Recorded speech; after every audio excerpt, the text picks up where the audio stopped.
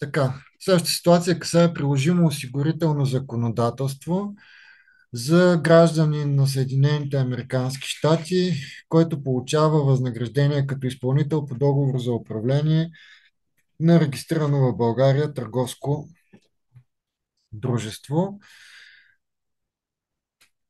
Поставения въпрос е: дължат ли се за лицето осигурителни вноски в България?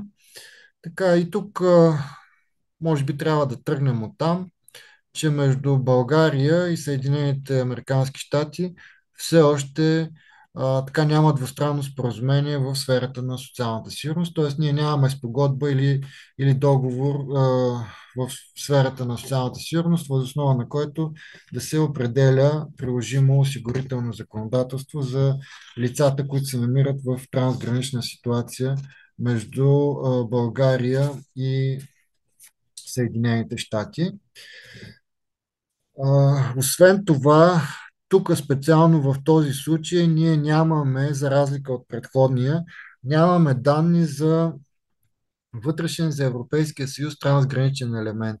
Тоест, като фактология нямаме лицето да се движи от друга държава членка към България. Ситуацията е по-скоро България, Щатите, като по отношение на тази ситуация казахме, че тя не попада в приложното поле на двустранен координационен инструмент в сферата на социалната сигурност.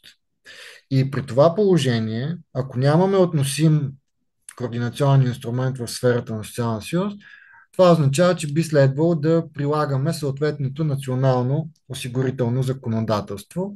Така, ние по отношение на управителите сме наясно, че според Кодекса за социално осигуряване те са задължително осигурени за всички рискове по кодекса.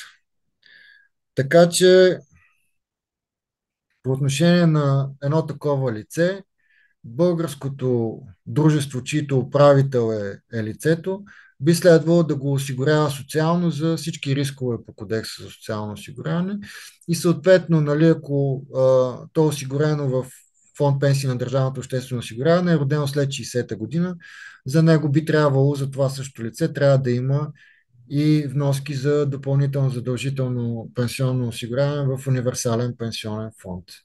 Така че при прилагане на българското законодателство за това лице безспорно би трябвало да се правят вноски за всички рискове, за целите на социалното осигуряване, съответно и за, ако е след 60-та година родено, трябва и за ДЗПО в универсален пенсионен фонд. И това е така, защото казахме, нямаме координационен инструмент, който да регулира ситуацията. Нашето законодателство по отношение на такива лица предвижда вноски за социално осигуряване, както споменах, и за всички рискове, т.е. за четирите фонда на държавното обществено осигуряване и за ДЗПО в универсален пенсионен фонд. Сега, по отношение на здравните вноски обаче, за това лице, като прилагаме българското законодателство, за него би трябвало да е валиден, нали, имаме гражданин на трета държава, нямаме спогодба, не се прилагат регламентите. Това означава, че би трябвало да е валиден общия ред за здравно осигуряване на чужденците в България. А както вече така имахме възможност неколкократно да споменем, при прилагане на общия ред за здравно осигуряване на чужденците в България, само тези от чуждите граждани, говорим основно на трети държави, които имат разрешение за постоянно или дългосрочно пребиваване в страната, само те подлежат на задължително здравно осигуряване. Така че по отношение на едно такова лице, при прилагане на нашето национално осигурително законодателство, няма да е изключена ситуация, при която за него да се дължат вноски за социално осигуряване, така както споменахме преди малко, но за това лице да не се дължат вноски за здравно осигуряване до евентуално придобиване на постоянно или дългосрочно пребиваване, което в случая така изглежда малко вероятно. Така че в най-общия случай за това лице ще се правят, изглежда, вноски за социално осигуряване, а здравни вноски само ако придобие съответното пребиваване. Така, като кажем, че се прилага съответното национално осигурително законодателство. Ние разгледахме ситуацията по отношение на България. Нали? правим преценка, като прилагаме нашето осигурително законодателство, какви ще са последствията. Но изпълненията на задължения по българското осигурително законодателство, в случая споменахме, че най-вероятно това ще са вноски само за социално осигуряване, само по себе си имайте предвид, че не изключва евентуално възникване на задължения по законодателството на другата държава, по чуждото осигурително законодателство, ако спецификите на това осигурително законодателство предвиждат възникване на такива задължения. Сега, дори да е малко вероятно, както е в случая, ние сме длъжни да имаме предвид, че внасянето на вноски в България само по себе си не изключва възникване на задължения по чуждото осигурително законодателство, ако то предвижда нещо подобно, колкото и да, така и да е малка вероятността в случая, който разглеждаме.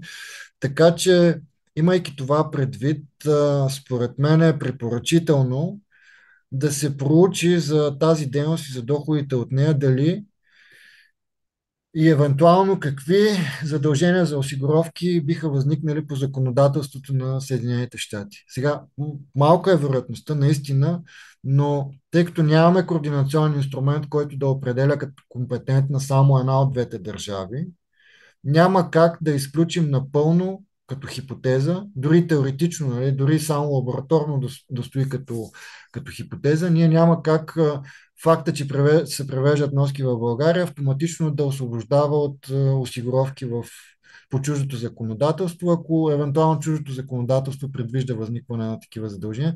Така че при всички подобни случаи, според мен е препоръчително да се проучва. Разбира се, това става с експертиза там на место, някой, който така би могъл да съдейства там, защото нали, от тук няма как да преценим.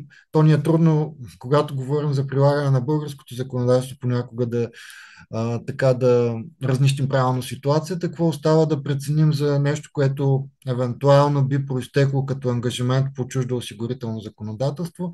Така че с експертиза там на место винаги според мен в една такава ситуация е препоръчително да се изчиства ситуацията, дори само за да се стигне до там да е ясно, че не се дължат вноски по чуждото осигурително законодателство. Пак е така препоръчително да се проучва въпроса, за да може да е пределно ясно, че работодателя, тук в случая българското дружество възложител по договор за управление, няма да стане уязвимо по законодателство на друга държава от гледна точка на възникване на задължения за осигурителни вноски или други задължения, проистичащи от чуждото осигурително законодателство. Най-общо толкова по този случай. Нали, ако трябва да го резюмираме, нямаме приложим координационен инструмент, прилагаме съответното национално осигурително законодателство. По българското законодателство тези лица са за всички рискове осигурени по кодекса, евентуално за ДЗП в универсален пенсионен фонд, здравно осигуряване само ако се придобие съответното пребиваване постоянно или дългосрочно и внасянето на вноски по българското законодателство, в случая евентуално само социални, само по себе си не изключва възникване на задължения по чуждото осигурително законодателство, защото нямаме координационен инструмент приложим, който да регулира ситуацията, което предполага, че е силно препоръчително да се така уточнява дали евентуално не възникват и задължения по чуждото осигурително законодателство, за да не бъде уязвим българския осигурител пред законодателството на друга държава. Общо това е по този случай.